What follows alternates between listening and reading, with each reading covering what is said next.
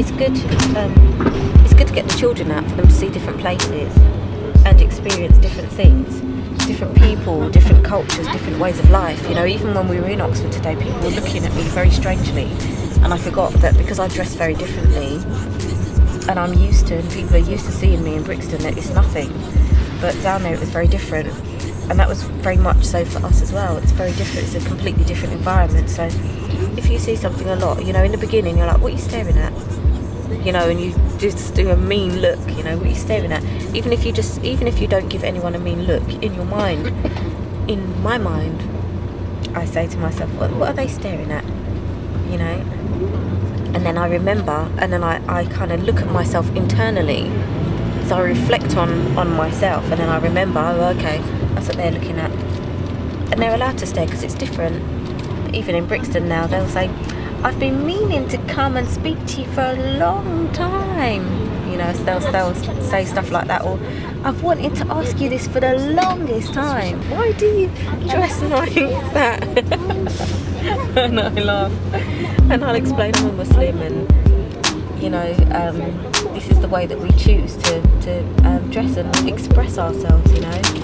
And then they'll ask, but I thought Muslims wear black and they cover themselves all up, and I'll explain that, you know, we were born and reared in the West, and our culture is very different, you know, and that's Arab culture, it's not necessarily Islam. So, you know, different people do things in different ways, and as black people, you know, we've never been one to hide ourselves, you know, to that extent. You know, and we haven't needed to, because that was purely for the entire covering was purely for the desert and for the desert climate environment, and also because of the condition of the males in that environment. When the Prophet Muhammad was raised up to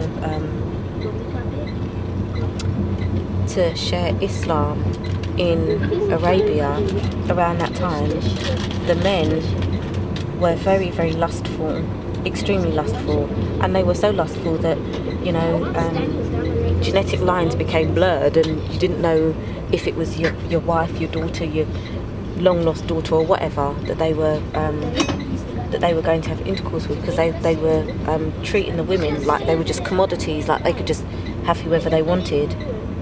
Very much like now, actually. You know, because we look at it like they were some nasty people, but then when we look at the way that we're behaving now in general, you know, and that's across the board, it's just a colourless way of life. You know, everyone's doing it now. A lot of people are doing it now. What did the garment do then? Well, what it does is it helps, first and foremost, it helps the female to remember who she is, and it helps the male not to look at us so much as a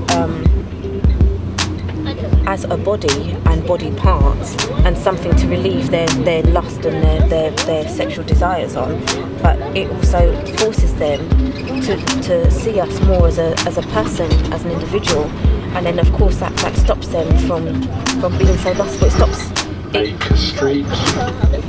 It doesn't call that lust and that desire out of them immediately the way that it was before. Because back then the women were wearing like short and tight. They were wearing like little things just like they do now.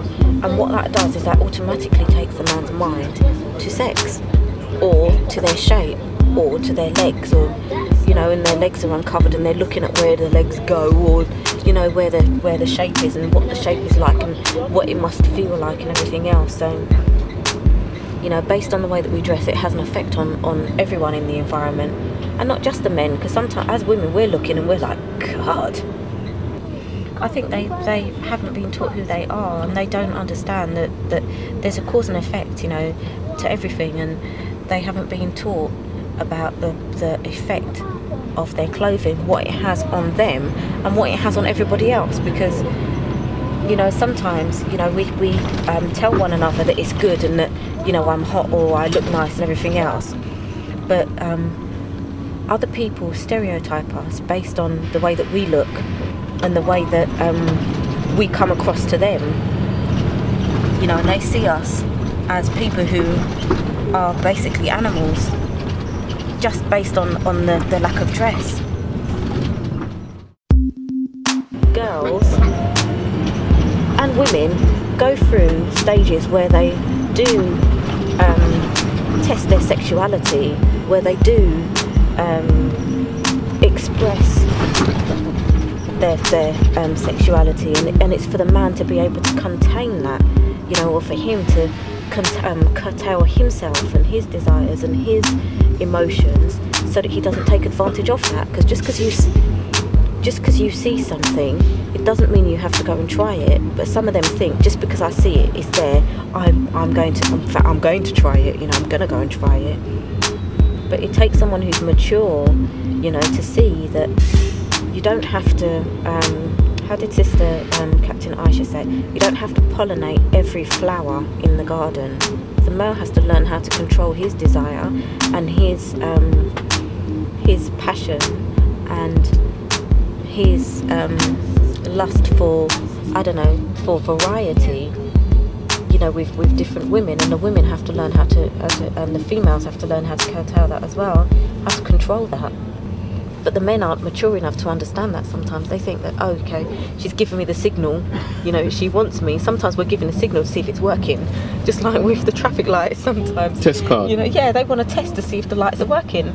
So they got to do a little test, you know. We got to teach one another, and you know, we can talk about it all day, but then sometimes sisters will say, oh, you're just jealous. Look at you. You know. We just got to teach by example, and I think the way that we do it is by, you know, first and foremost, like us showing the results that we have in our lives are better, more successful, more peaceful and more productive than those who are like giving and showing all.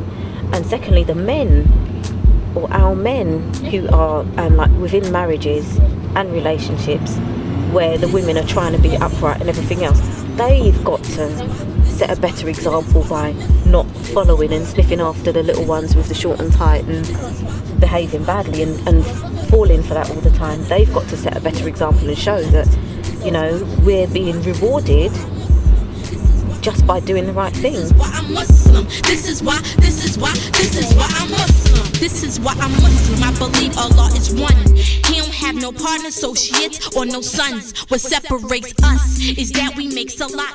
FahjrShow, Honourable Elijah Muhammad, round the clock. Believe Allah existed.